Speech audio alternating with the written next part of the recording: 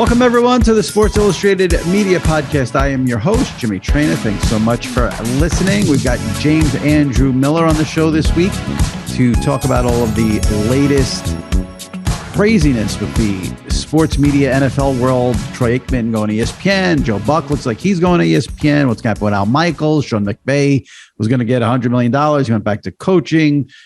Kirk Herbstreit now is in the mix. So much going on in that whole world that nobody knows it as good as Jim. So Jim Miller will break it all down. We get into all of it with the NFL announcers and what's going on and who's going where. And then following that, we have the Traina Thoughts segment. My buddy Sal Licata is on vacation. Hopefully he's enjoying it. So Andrew Perloff, formerly of the Dan Patrick Show, currently of the Maggie and Perloff Show, he pinch hits and fills in on Traina Thoughts this week. Before we get to the show, if you missed last week, we had a great interview, really fun with Molly Kieram of First Take. Andrew Marchand 2 weeks ago on all of this news. Boomer Esiason was on the podcast recently as well. Check those out in the archives. And if you're not a subscriber, please subscribe to the SI Media Podcast. All right, let's get to this week's show. Jim Miller on the NFL announcing news and carousel, followed by Traina Thoughts with Andrew Perloff right here on the SI Media Podcast.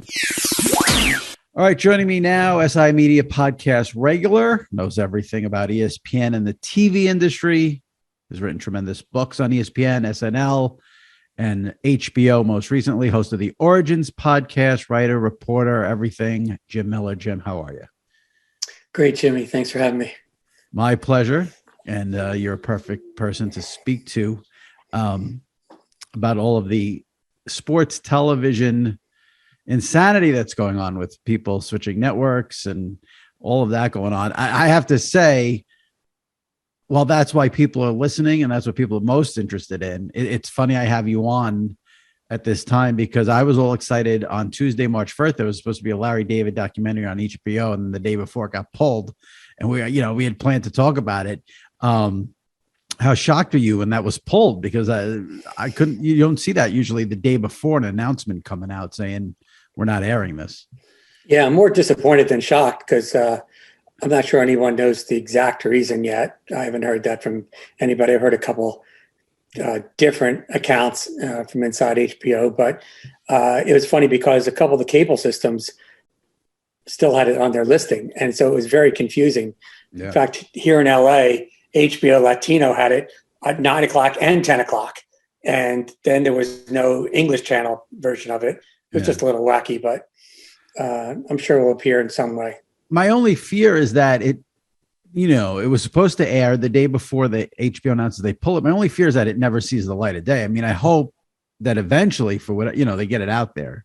So, well, this is this is the uniqueness of Larry David. And also I might say the uniqueness of HBO, because if Larry David, for whatever reason, calls up and says, I don't want it to go tomorrow night, Casey Bloys and the old HBO kind of ethos is that, okay, fine.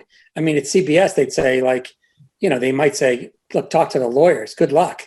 This thing's going out. We've been publicizing it for a long time. Right. So it's nice to have a home.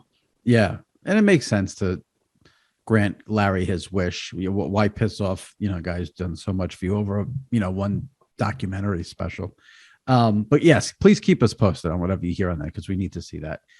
All right, let's see if we can try to even begin to break down what's going. I'll give the listeners here a little backstory. I had taken, a lot of people in sports and sports media take off days last week, this week, because you have President's Week, dead time in sports, nothing really crazy going on these 2 weeks once the NFL wraps up. So I had taken off last Thursday and Friday and then Monday and Tuesday to give myself a very long weekend and some time off.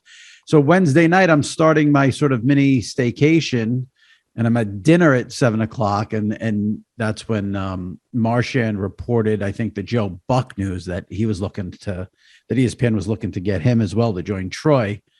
And I was like, oh boy, this is pretty huge. Well, you weren't surprised by that, were you? I mean, well, I was a little surprised because for the reason that I knew Joe has 1 year left on his contract with Fox. So I don't see why Fox would let him out. But let me start with this. Let's start with this because there's two things going on. ESPN finally gets their Monday night booth that they've been trying to land, and then the Fox angle on this.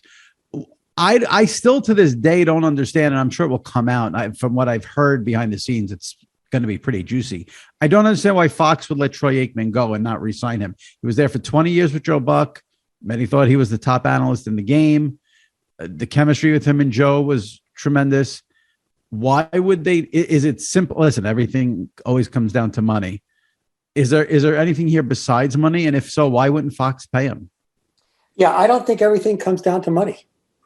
I think that sometimes, you've been at a place for a long time, and I'm not saying that this is what Troy's thinking, but sometimes you feel like, particularly at a certain stage in your career, where a move might be reinvigorating and you might be more appreciated at a new place.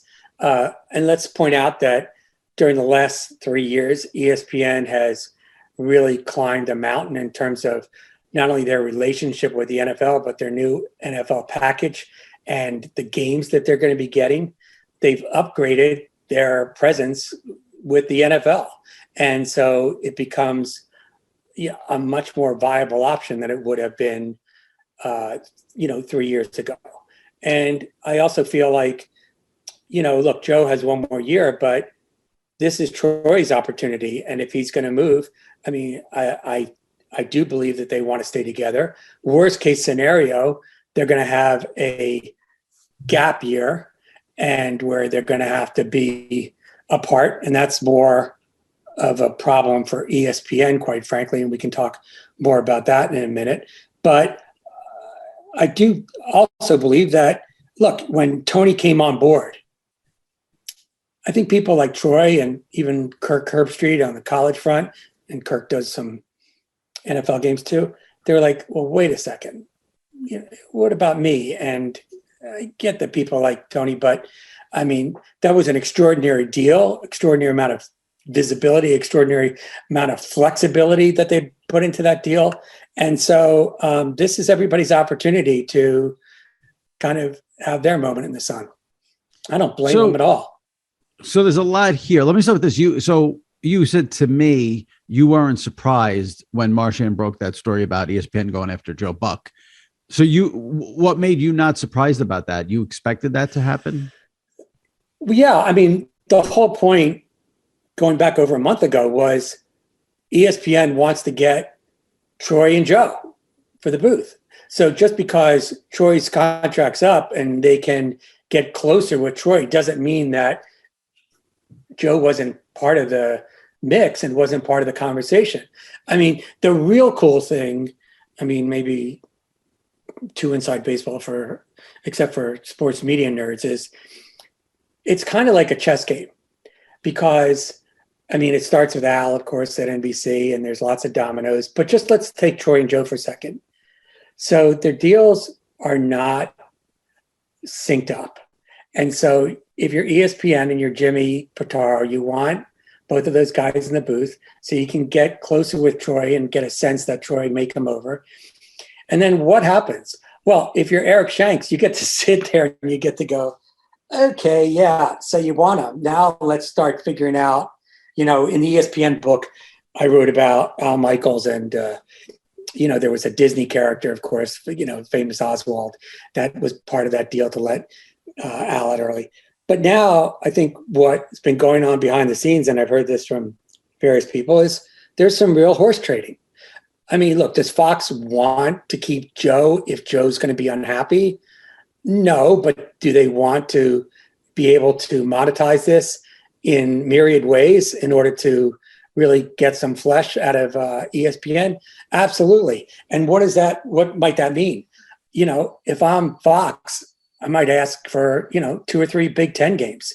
I mean, you can be as outrageous and greedy and audacious as you can in this situation, because at the end of the day, look, Joe does a great job, and it's like we don't need to get rid of him.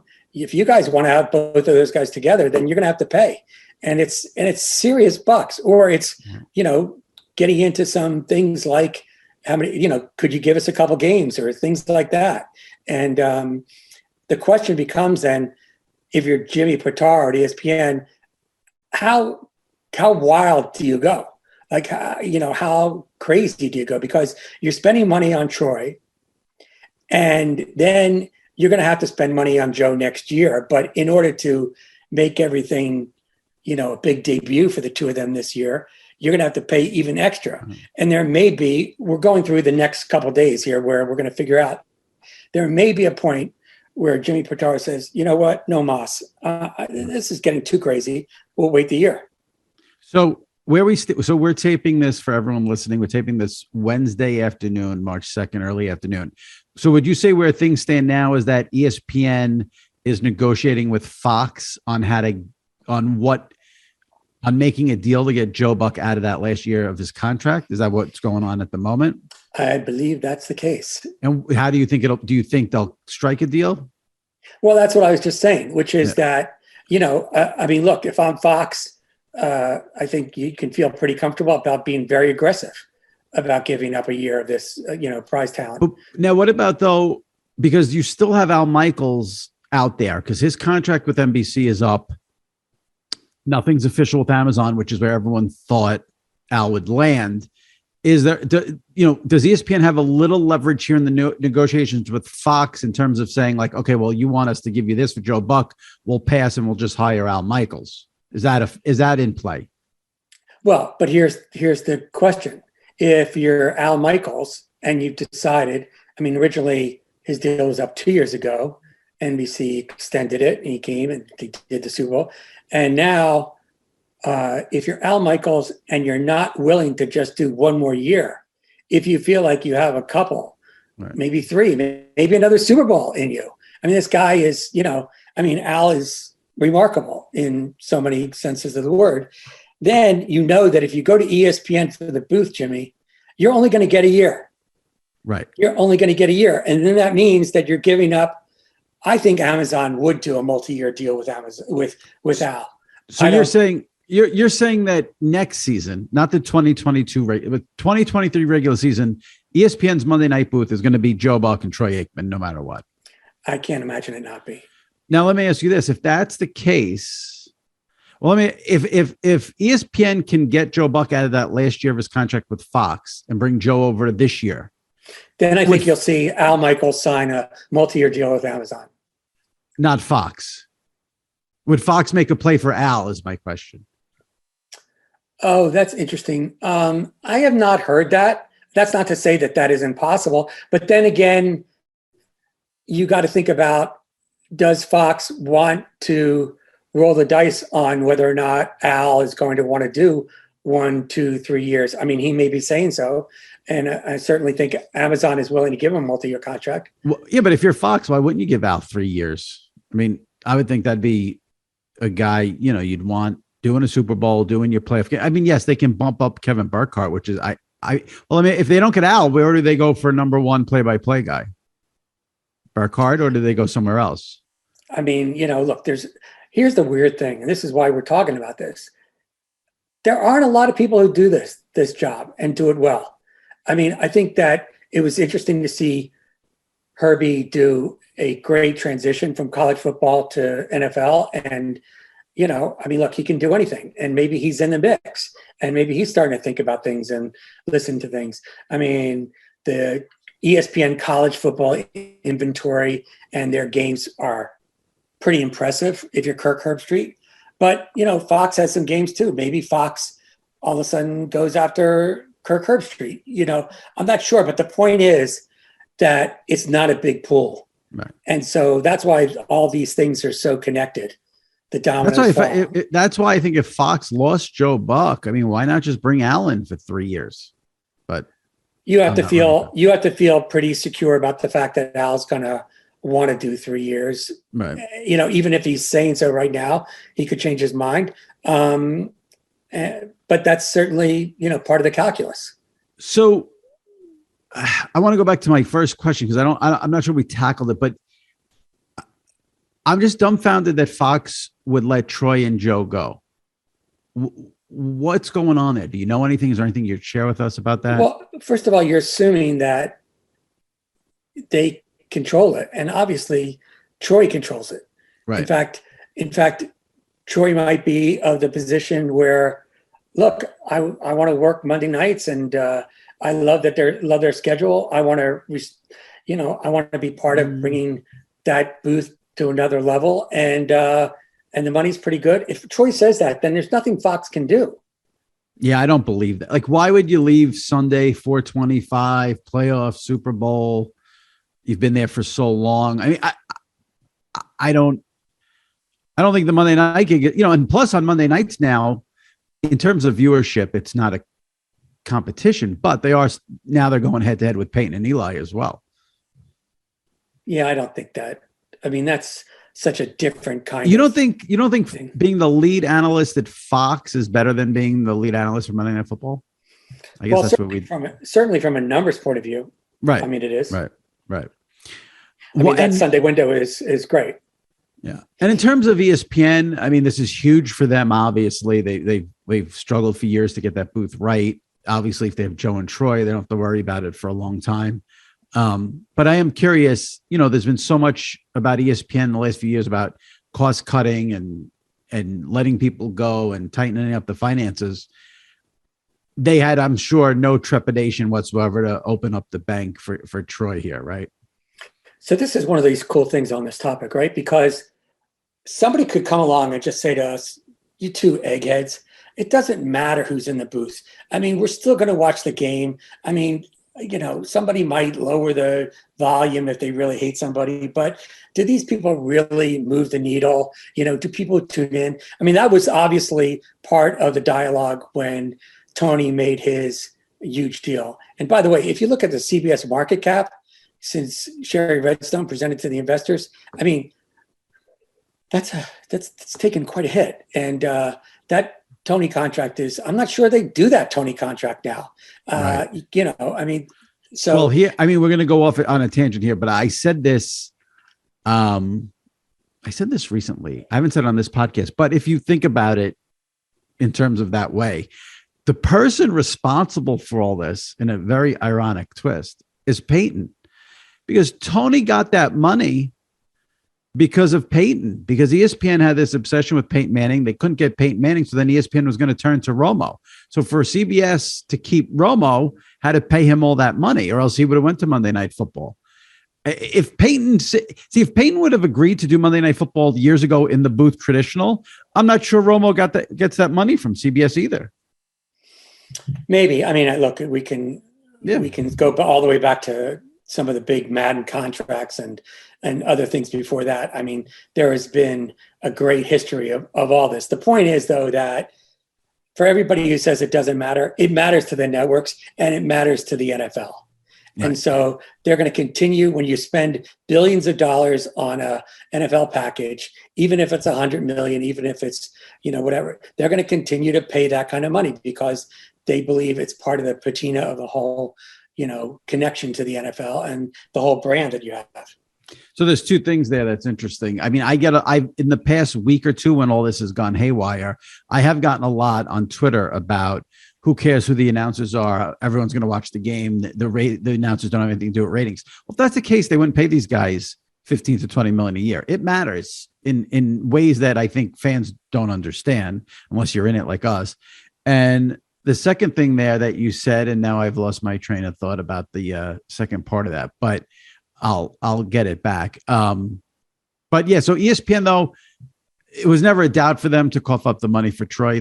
Was it a no-brainer for ESPN? I think they really wanted it. Yeah. I think they really wanted it. Look, if Al was saying, I want to take one kind of victory lap, one season, and then I'll go out. I had a great Super Bowl, and now I just want to take. Then it's pretty easy, right? You bring Al back to the Monday night brand, and it's an incredible coda on his career. You give him a big victory lap, and it's almost like every game the crowd saying, it's like when an NBA player retires a year in advance, everybody's saluting him. But he's not saying that, or at least he's not saying that right now. So it's very complicated. You know what? You know why I think Al the Fox would make the most sense for everyone here, even though it's not been reported, it's not been rumored. I'm just thinking out loud. I mean, if Joe Buck leaves this season to go to ESPN, Fox has 2 of the next 3 Super Bowls. Yeah, because so if Al can sign a 3-year contract with Fox, I think that makes the most sense for everyone. But I think, that domino can't fall until Joe leaves. But you hit on it, and I just remembered what I wanted to say. The train of thought came back to me. One of the aspects in this that does not get talked about nearly enough from everyone is the importance here of Goodell and the NFL. They have a hand in all of this. It goes back to that when NBC had Thursday nights there for a little bit, and the NFL vetoed NBC using Tirico over Al on Thursday Night Football.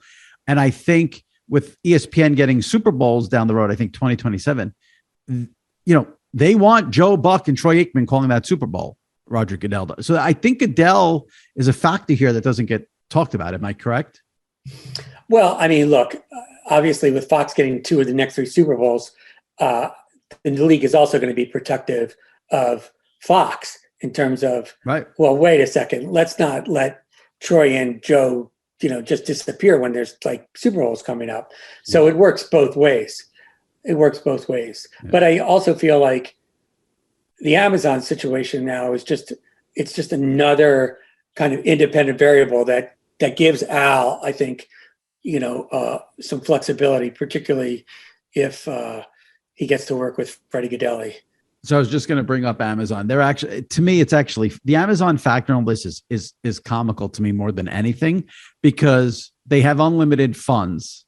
The pockets don't have any ending.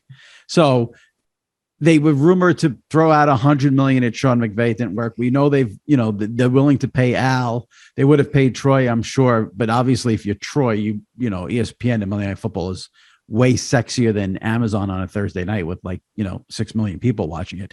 And now the latest bombshell report from Marchand is that Amazon's looking at Kirk Herbstreit. And what's interesting about that is, so clearly Amazon here, Amazon's not settling for anything on the B level. Amazon is looking for A level only. Although I don't know how Sean McVay factors into all this because he never did it. But the Herbstreit thing is interesting because he would still do college, and he could do Thursday, Saturday fairly easily. And when you see what all these guys are getting paid, Kirk Herbstreit is almost underpaid compared to everyone. Do you think Herbstreit ends up at Amazon? Well, the other question becomes, what is ESPN? What's their flexibility in terms of, do they let Kirk do some Thursday nights with the NFL and still have him for Saturday? That's a possibility. I think we're kind of in this new world where people are starting to make different kind of arrangements based on streaming versus broadcast or streaming versus cable. If you have, people have talked about maybe Fred Goodell doing work at Amazon, but he would still be an NBC employee and still be part of the NBC family. But, it's not direct competition. And so maybe they make that accommodation. It's just a very dynamic time there. And I'm sure, look, if I'm Kirk Herbstreit, I want to make sure that I have every opportunity to know what the marketplace is offering me at this point. So we got Troy's at ESPN. Joe Buck may end up there. Al maybe at Amazon. Herbstreit's being rumored. I think the thing we know the least about is who will the lead Fox booth be next year. Are there any names out there that we have not heard, have not been thrown out there, who are in play for either the Amazon gig or if Joe leaves at Fox? Are any names we're not hearing that you have heard, or this is pretty much what it is? Because like you said earlier, it's a limited pool of people who do this, but is there any surprise maybe that could come out of nowhere? Well, to the degree that money does matter, look, I think that you said it very well just a minute ago. Amazon has a ton of money, and they're willing to buy their way into the prestige announcing business. So there could be some people that we might think are locked up or that can do some hybrid deals or, whatever. Or maybe they take a Kevin. I don't know when Kevin's deal is up, but, who knows? Right. It's clear, though, what I think is very clear is that even though it's Thursday night and even though they're going to have a schedule that pales in comparison to Sunday afternoon or even Monday night now that ESPN has upgraded, they still want to spend a lot of money. They want to plant a big freaking flag with the NFL. And I think the NFL, part of what happened with the NFL when they went through these negotiations is the NFL said, look, we're not going to treat you like a poor stepchild. We're going to help you in ways that we can. I mean, not to the detriment of our partners, but, there's going to be a whole Wild West kind of aspect to this thing right now. It's amazing too.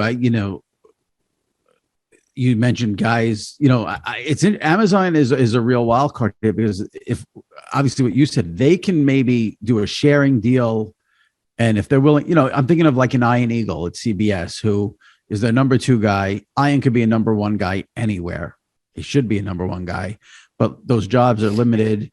If if Amazon went to him, we want you to call Thursday night, CBS would have to let him do it, I would assume. And he would do both gigs. He would do CBS. But if the flexibility is there, like you said, then that opens the door really for Amazon to go in a lot of different directions. It's going to be fascinating to see what they do for. Well, they have an advantage. They have 2 advantages. One is they have deep pockets, and the second is it's Thursday night, and so it doesn't become binary. I mean, that's the whole thing. You were going to probably have a lot of agents with this, part of this Amazon deal saying to the powers that be at these networks, look, it's Thursday night. He's going to fly on Friday. It's not going to damage you in any way. If you want to keep this guy happy, or if a contract's up, say, look, the only way you're going to keep him is if you let him do Thursday night. Right. I don't think there's big walls anymore around things the way that they're used to be. It's funny how this all played out, because to me now it's fascinating to see what Fox does if they lose Joe. Because like I said, they have 2 of the next 3 Super Bowls, so they can't really get experimental or take a chance on someone. You'd think they need to, not fool around there with who their lead team is going to be. Well, it's weird. You mentioned Twitter before. I don't do a lot on Twitter, but it's funny. I don't know if you've noticed, but sports media has become like politics. Yeah. It's become so incredibly loud, divisive, and there's nothing in the middle. I mean, everybody, it was like Stephen A this morning with, did you see that? Oh, I saw it. I wrote about it. I put the clips on Twitter. It's magical television, in my opinion. Right. But my only point is, I mean, sports media is getting as hysterical and as divisive. Maybe radio, sports radio, talk radio was always that way, but now I think it's reached a new level, at least on TV. And so, I mean, I think all bets are off. Yeah. And Amazon coming in definitely makes everything, Well, that's what I mean. Yeah. That's why at first I was a little, given that they have Peyton and Eli and now they're going to have Buck and Aikman, it is interesting to me that ESPN if they bring in Joe Buck, they're paying a ton of money to 4 guys to do Monday Night Football, a ton. But for them, it's worth it because they need to have that good relationship with the NFL, keep the NFL happy. They've struggled with Monday night. So it is a no-brainer for ESPN. But at first I was like, okay, they're going to pay Troy, Joe, Peyton, Eli. I mean, that is a lot of money, but I think remember, they've been saving money. They've been saving money for the past several years. No disrespect to the current booth, but none of those people command the high figures that their competition has been playing. I think also, look, the thing that with Peyton and Eli, and you're starting to see it now, is they're expanding that footprint of Omaha Productions. They're starting to do other things within the ESPN family. And so it's not just that, they're going to have a alternate broadcast on Monday nights for, half the season or whatever they wind up doing next year. I think that they've really bought some personality, and they can start to do this in the off season. I'm sure they're going to be, as the people at ESPN would say, flooding the zone with Eli and Peyton, and they're having fun with it. Now, I would assume Joe would also do some baseball for ESPN. Have you heard anything about that? I mean, because there were rumblings that he might have wanted to give up the baseball part of the gig with Fox eventually, but I would assume if he's going to ESPN, they're going to use him on baseball, right? They're spending a ton of money on baseball, and I can't imagine Joe not wanting to do that. Right. And I mean, I don't even know why these things get started, but Joe's really good, and he's really good at baseball too. I mean, just an unbelievable switch hitter, so to speak, with the NFL and MLB. And there's a ton of inventory there, for him at ESPN. Now, the Troy thing hasn't officially been announced. I mean, we all know Troy's going there. It's not a secret. He's going there. Hasn't been Are they waiting? Is ESPN waiting to make a formal announcement for when they get a play-by-play person? I mean, I think in a perfect world, they would like to announce the booth. Right. And I think that, I mean, I heard just a couple of days ago that Fox was still trying to do a Hail Mary with Troy. I don't think that's going to work, but you never know. I mean, we could be surprised. But I mean, this is all going to shake out in the next week. Okay, that's good to know. I would imagine they would definitely look. It's lucky for NBC that they signed Chris Collinsworth, so they re-upped him in a way that doesn't make them open to some of this craziness as well. I feel like this is a really tough spot for Al, because I think Al would it be accurate to say that Al has to wait for the Joe Buck domino to fall before his stuff gets settled? For the Joe Buck to fall? Well, I mean, look, if they can't, I think the sequence is this: if they can't get Joe, then they can say to Al, "Would you come for a year?" Based on what I've been hearing about Al's going to say, well, I want to do more than a year. And they're clearly not going to give him more than a year because they know they have Joe. And so then it becomes whether Fox comes after him for multi-year. But I'm pretty sure that Amazon will give him multi-year. So at that point, unless he has a sea change and only wants to do one more year, then I think you'll see him at Amazon, possibly Fox. Yeah. I mean, Al could pretty much get whatever he wants from Amazon, I would think, at this point. But I still think the right play for Al would be Fox if Fox comes asking. CBS has to be enjoying this because they have Jim Nantz and Tony Romo locked up. They're not involved in any of this. They must sit back and have a chuckle at what's going on, huh? Well, I mean, look, they paid a lot of money to be in that position. Yeah. And Mike Tirico waited a couple of years to be in his position. And so, you have two places that are on terra firma and, three that are up in the air. But this was bound to happen given the fact that these contracts were coming up.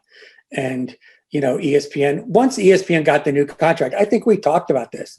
Once ESPN got the new contract and better games, they started to press their nose against the window and to start to see how they could really upgrade the booth. Yeah. And that's nothing. I mean, look, remember Steve Levy. I mean, that booth has served a purpose. You can't just, discard these guys. I mean, they really worked hard and they did get better. Yeah. But it's just about star quality. I'm sure Levy will do NHL, which he's excellent at, and he can even go back to college football. And yeah. I mean, they got the NHL back. I mean, I'd feel really bad for Steve if they didn't have the NHL, but they were able to get the NHL back. Hope they treat it better than they did before. Seems like they have. I don't, I'm not a huge hockey fan, so I don't pay that close attention to it. They are. They are. They're not. It used to be the last 30 seconds of SportsCenter would be a hockey highlight. Before we move on and is there anything about any of this that we've missed, that I've missed, that fans should know or listeners should know about? Just you're basically saying, you think this all gets wrapped up maybe in a week, a little maybe. It's expected Joe to ESPN. We don't know what Fox does. Al probably to Amazon. Is there anything missing in that equation? I mean, I know, look, people at ESPN have been talking for a couple of weeks about Kirk. And when you have somebody who is able to be as versatile as he is in college and in NFL, you're bound to get a lot of invitations or at least interest from elsewhere. And I think that's something that, people have been thinking about for the past couple of weeks. I think Fallon and Herbstreit have done 3 NFL games over the last couple of years. And I think Herbstreit's been excellent on all of his. You would never know he's a college guy coming over to do the NFL. He's so well prepared. I thought Herbstreit really did a great job on his NFL games. Well, I would say college too, because I mean, look, the preparation that's involved for just one of these games, particularly playoff games in college, and is incredible. And if you were to track Herbie's movements over the last, the month of December, and sometimes back to back. I mean, there were a couple times when, there were 2 games in, I don't know, 48 hours or something. I mean, like, it's pretty impressive. He is a great student and a great presence in the booth. And so it's not surprising that he's got a lot of interest. Yeah. That's another, it's a good wild card and all this. Before I let you go, a couple of HBO things, since you wrote that tremendous book, Tinderbox on HBO. Oh, thanks. I don't watch it, and I've been thinking I got to start watching it, but I noticed I checked your Twitter. Is this a Euphoria question? Yeah. So I should watch Euphoria, right? Yeah. I mean, Okay. Look, it scares the hell out of a lot of parents, and it's something that's a little difficult to watch if you have a, teenage daughter in the room, or a son for that matter. But I think what Sam Levinson is doing, and certainly what Zendaya and a couple of those other actors are doing week in and week out, is extraordinary. It's not easy to watch. Okay. And I also think Mark Tracy had an interesting article in the New York Times earlier in the week.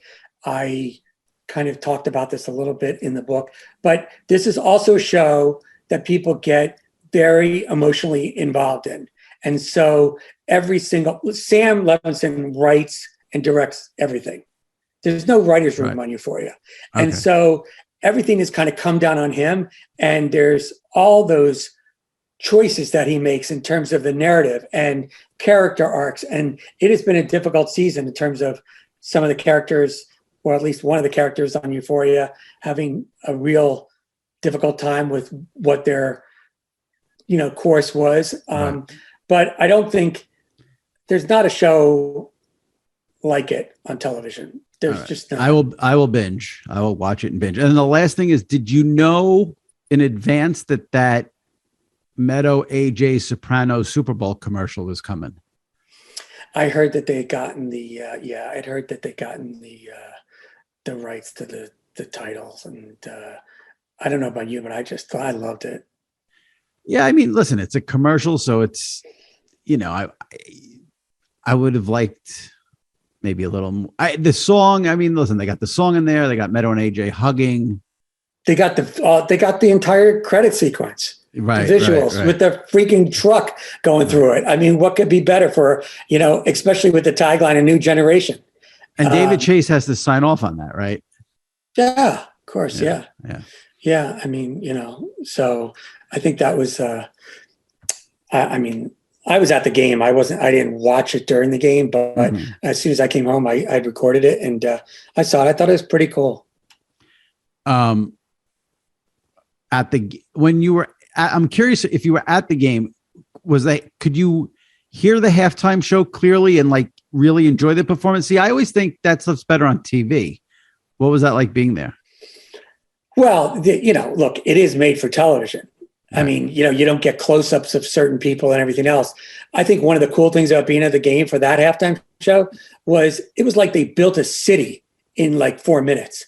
There must have been hundreds of people who were bringing in, all that, all those structures. They put a track down on top of the field. I don't know if you could see that on TV, but I mean, it was pretty amazing. And I mean, there was an electricity in the stadium that, you sometimes don't get. And then pretty soon thereafter, everybody's talking about, well, we know Prince was great. Like, is this one of the best ever? Right. Because it was just, it really did work. It was pretty phenomenal. It did. Speaking of things that work, if you have not read the SNL book, the ESPN book, or the HBO book by Jim, I suggest you do. They're outstanding. And he also hosts the Origins podcast. Is that coming back soon? Yes, my podcast folks were kind enough to give me a sabbatical while I finished the book, but we're going to be coming back. Maybe even later this month. But we don't know. We're not allowed to know the topic. I got to figure that out. Okay. Will it be something I like? Well, I do it for you, Jimmy. So I hope so. All right. I'm looking forward to it. Thank you for the time, and thanks for the discussion. Fun time to be in sports media. That's for sure. Yeah, we'll see how this shakes out. But I think that one of the things that's going to happen is very quickly is I think Joe is the head domino, and I think things are going to kind of fall very quickly once, if Eric can't get what he wants if Fox can't get what they want out of ESPN and Joe staying for a year, I think things will move even quicker. All right. Looking forward to seeing how it plays out. Thanks for the insight and thanks for coming on as always, and stay safe and be well. You too, man. All right. Joining me now, Sal Licata on vacation, who usually joins me for the Traina Thoughts segment. So I figured I'd bring in another good friend of mine for this week. And I just did his radio show on CBS Sports Radio, CBS Sports Network. So I'm returning the favor by having him here. Andrew Perloff, formerly of the Dan Patrick Show, currently of the Maggie and Perloff Show. Andrew, how's it going? It's going great. And thank you again. You were a huge hit. Well, that's good to hear. It's good to hear. But mostly the audience being my mom and like 3 friends that are common for us. So that's when I say huge hit, it's like 4 people. I'll take it. I was surprised there was no negative feedback. I kept waiting for it, but the highlight for me was throwing you off by saying that the Patriots should sign Aaron Rodgers. That got you. So we've been talking about that all week long, and not just me and Maggie, my co-host, like all around the office. I'm like, yeah, did you hear Jimmy on Friday said that the Patriots should be in on Aaron Rodgers, not just in on Aaron Rodgers, but then sit Mac Jones on the bench for the 2nd and 3rd year, which was the best part of the whole thing. I realized after I probably should have came at you harder for your defensive Mac Jones. Like you had Mac Jones as like a top 10 quarterback in the NFL. Remember, everybody was into Mac Jones this season, Jimmy. Am I imagining that? There was a big Mac Jones period. I think he went downhill fast towards the end of the season. So. But I tuned into the Pro Bowl. Don't ask me why. It was an accident. And there's Mac Jones throwing passes. I'm like, Matthew Stafford only made 1 Pro Bowl his whole life, and Mac Jones is already in the Pro Bowl. How is that possible? But this is why anyone who pays attention to the Pro Bowl is a moron. The guy who's in the Pro Bowl is like the 8th best quarterback that season because the first 7 declined to go. So how did Matthew Stafford never get that extra invite? Like you think Patrick Mahomes is going to go play in the Pro Bowl? No. Actually, I think he did play. I think Joe Burrow is not playing in the Pro Bowl. He's in the Super Bowl. I understand that. Where was Justin Herbert? Like he's not playing. Like all of the quarterbacks. It's like the 8th best quarterback is in the Pro Bowl. I'm well aware of how this works. But that being said, how come Matthew Stafford never got like that extra invite? That's so bizarre. We went through this. Matthew Stafford is not that good. It's not that. It's just that the guys ahead of him were Rodgers and Russell Wilson, and there are a lot of Pro Bowlers. But yeah, Mac Jones, you're contradicting yourself because you're saying Mac Jones is not that good. So he made a Pro Bowl, but Matthew Stafford wasn't good enough. That makes absolutely no sense. Well, he should have been in there as like the 8th best. But even that's how bad the Lions were. He couldn't even get in the Pro Bowl. Like, hasn't Kirk Cousins been to like 3 or 4 Pro Bowls? I don't know. Who pays it? No one pays attention to the Pro Bowl. No one cares. It's ridiculous. Yeah, I think it's noteworthy. Mac Jones for a rookie. He's probably the best rookie. I don't think you could argue that. Him and Davis Mills were probably 1 and 2. When you think about this, what they did this year, there were no good rookies other than that. That about sums it up. But I know you have a million topics, by the way. Yeah, I don't have a million. I have like 4 or 5. Can I just ask you real quick? Yeah, if you can ask me anything. So everyone's saying there's no first-round quarterbacks. Or if they are, they're being pushed up. You know how this works. If you write a mock draft in January, you're going to have the quarterbacks like 25, 21, 16. Then it always seems by April, they're like 7, 3, and 1. I feel like quarterbacks, we've been doing this a long time. They always get moved up. And I feel like that could happen this year. Yeah, I mean, I don't get. That's where this is your wheelhouse. It's not my. Like, I don't read mock. Like, I'll put on the draft and I know Kenny Pickett's out there. He was good, but I don't know why he would fall. Hand size. Yeah, ridiculous. Yeah, ridiculous. Malik Willis was not consistent. You could go through the guys. It's not like there was Trevor Lawrence. So I understand that, but I don't know. I feel like teams so bad. Like even the Texans at number 3. I know they're going to trade. They need a quarterback. The Broncos need a quarterback. The Saints need a quarterback. All these teams need a quarterback. Do the Texans need a quarterback? Like what's going on with Deshaun Watson? Nobody knows. It's like the most underreported story. Like what's going on? Well, I don't think he's ever going to play there. Well, how's he going to get who would trade for him if he's going to have this thing hanging over him? So his lawyer, Rusty Hardin, said by April 1st, they should know if they're going to be criminal charges. If there are no criminal charges, then I assume that they be able to settle everything else. So if there's no criminal charges and they settle, why can't the Texans keep him? He won't play there. He hates the owner. Okay, I got you. That came out. Remember right before he got in all that trouble, he was like, I'm not playing there. All right, so I want to ask you a question. You host a national radio show, as we said, on CBS Sports Radio. Does the MLB lockout affect you in any way, shape, or form? No. I didn't think so. No, and the markets that we're on are not all. Some are baseball markets, but like I got to tell you, if you're not in New York or Boston or St. Louis, I really don't think you care. That's my opinion. I think that especially if it's only going to be say they miss 4 weeks of games, is that going to affect anybody in the Midwest or who is not in a great baseball town? I don't think so. I think if they only miss 4 weeks, I think fans will be back and people move on and forget it. I mean, listen, it sucks to miss 4 weeks from the standpoint of like, I feel bad for people who work in ballparks, the concession people and all that stuff.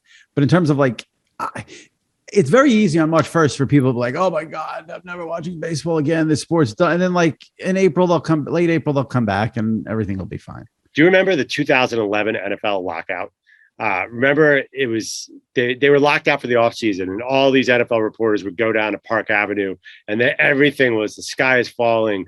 Your buddy Richard Deitch said like, no one's ever coming back to the sport. Basically the season started on time and not a single fan cared or remembered. See, what I remember, which I'm sure you do too, because we're around the same age and it was so surreal at the time. And could you imagine if any sport today tried to pull what the NFL pulled in the 80s when they had the lockout, the replacement players? Yeah. Could you imagine if someone tried to pull that off? If a league tried to pull, like they went on with the schedule week by week by week with replacement players. That would never go on today. Yeah, and wasn't Sean Payton a replacement quarterback for the Giants or the Eagles?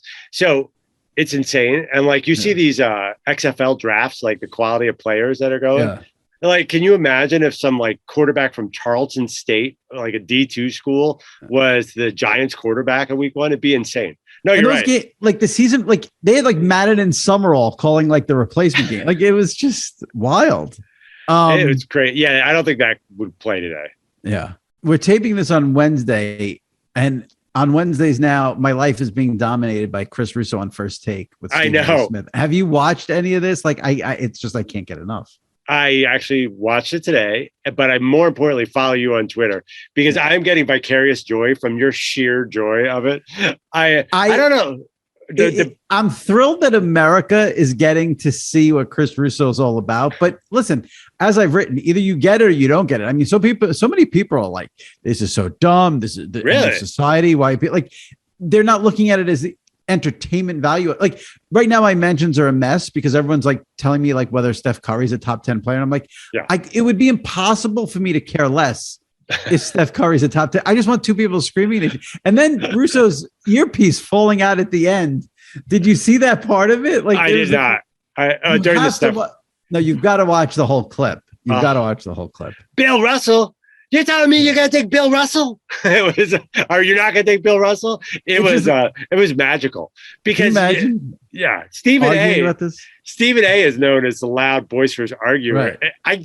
He's JV Commander Russo. It's unbelievable. It's the best. I hope you're getting a lot of love for those tweets because it reminds me a little bit of what was that website that tracked Francesa?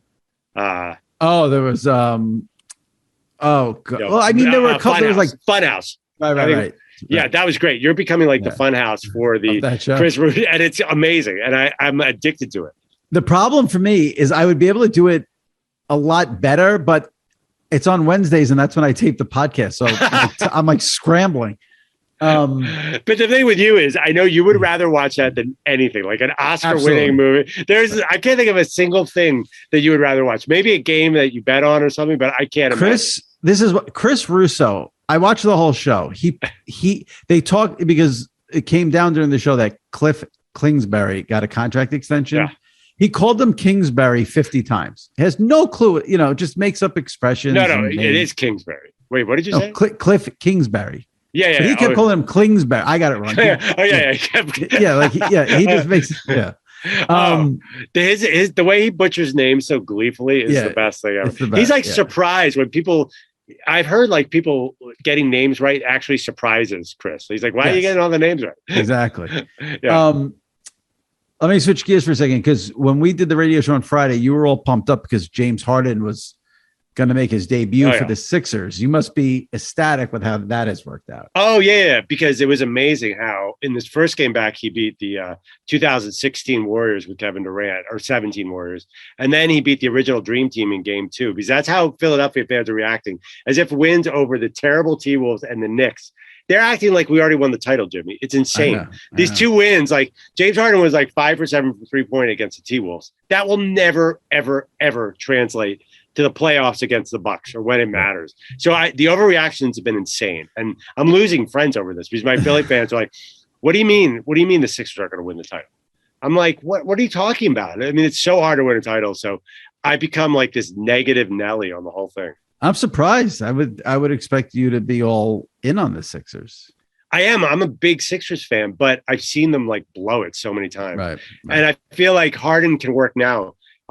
Maggie was saying when he got to the Nets, he was exactly like this. He was so charged up for about a month, and then it just didn't work out. And I expect the same thing to happen. Last topic. I remember from our days working together at SI, you were a big wrestling fan as a youngster. Yeah. I'm sure you don't pay close attention to it now. Not as much. I mean, I appreciate it a lot, but I don't. That's perfect. Yeah. Okay, so given that you don't pay attention to it, would you be interested or intrigued or bother to watch at WrestleMania this year? The big report that seems likely to be true is that 76-year-old Vince McMahon is going to wrestle Pat McAfee. Will that make you watch? Yeah, I'm pretty into it, to be honest. But he's not like a normal 76-year-old. He's still kind of yoked, right? Oh, yeah, big time. Big time. And McAfee, I saw McAfee at the Super Bowl. He's not that big. Like, he's not a scary individual, you know. So right. I think I definitely would watch. So this is really happening. I couldn't tell if it was just hype. Didn't you snub Pat McAfee at the Super Bowl? He says I snubbed him. What's the truth? Give us the scoop. No, I would never snub Pat McAfee. Jimmy, I was at Super Bowl media row. Pat McAfee was the single most buzzed about person on the whole media row. I mean, he had like people following him around. Every local station wanted to talk to him. He is red hot right now. Yeah, obviously. I mean, and he was having a great time. I mean, he's embracing the moment. I got to give him like huge credit, because most people be like, most people in our business be like, no, I'm a journalist. I'm not wrestling Vince McMahon, or I'm not wrestling a 76-year-old. I mean, I'm curious to see how they, what the storyline ends up becoming. But I mean, a 76-year-old man is going to wrestle a football player. It's going to be that. I mean, a punter. Listen, a punter. Yeah, that's true. But I think people are going to watch. Like, how could you not? No, it's so you'll watch, obviously. Yeah, I'll watch. I mean, how can you not? He's 76. I want to see how he, like you said, he's all jacked up, but he's still 76. Can he move around? Like, I don't know. Yeah, could we break like a hip? Yeah, we didn't. One thing I regret that we didn't do our show, like, that I was like an 80s wrestling fan. Like, I could do 20 minutes on Roddy Piper if you want to do that next show. Well, those are the good old days. Yeah, Jimmy Snuka. Yeah. I feel like but you might be like the next generation of wrestlers. Was that your jam, or were you? Yeah. That was it, right? Yeah, like I think Jimmy Snuka was like the reason I got in. Him and like Piper breaking the coconut over his head is like the most like memorable moment of my childhood. And how does wrestling compare now? Did you find it as entertaining, or is it? No, it's not nearly. Because what's happened now is it's really the backstage off-screen stuff that's more interesting than what happened. I almost feel like what I would like to see, I'd like to see them go back to the old ways and just pretend it's real. Yeah. And then, got it. That's what I would like to see, but that's never going to happen. It's still real to me. That exactly. I wanted to. Yeah, exactly. Yeah. All right, Andrew, I appreciate you doing this and filling in for Sal. And thanks for having me on the radio show. Yeah. Maggie and Perloff, CBS Sports Radio and CBS Sports Network, 3 to 6 Eastern, Monday through Friday for your. Yeah. By the way, I'm 20 yards away from where Sal usually records. Give me Wednesday, March 2nd. What is your hottest take? Oh, have you heard of this storyline about Aaron Rodgers may or may not go back to the Packers? Oh my God, so annoying. my hottest take. Yeah. Do I have a good against the grain? Yeah. Well, I am arguing, dude. Number 7 Giants. I think they might take a quarterback. I'm saying it right now. I think I stole that from Todd McShay's mock draft, but it's still a hot take. Why not? Dude, why not? You really are they really committed to Daniel Jones? I don't think the quarterback class is that bad. I'm into it. I mean, they have a new coach there. Yeah. They're going to fool around, wasting you could almost look at it like they're wasting a draft pick. If they're not wasting that draft pick, then they're admitting that Daniel Jones was, I don't know. That's a weird one for me. But yeah, listen, I would be shocked if they took a quarterback. Yeah. How about Washington? Well, anyway, I'll send you my You're so into the draft. I love it. I love it. Yeah. All right, Jimmy. All right. Take it easy. Yeah. Appreciate it. Later. All right, that wraps up this week's edition of the SI Media Podcast. My thanks to Jim Miller. My thanks to Andrew Perloff for filling in for Sal Licata. He'll be back next week.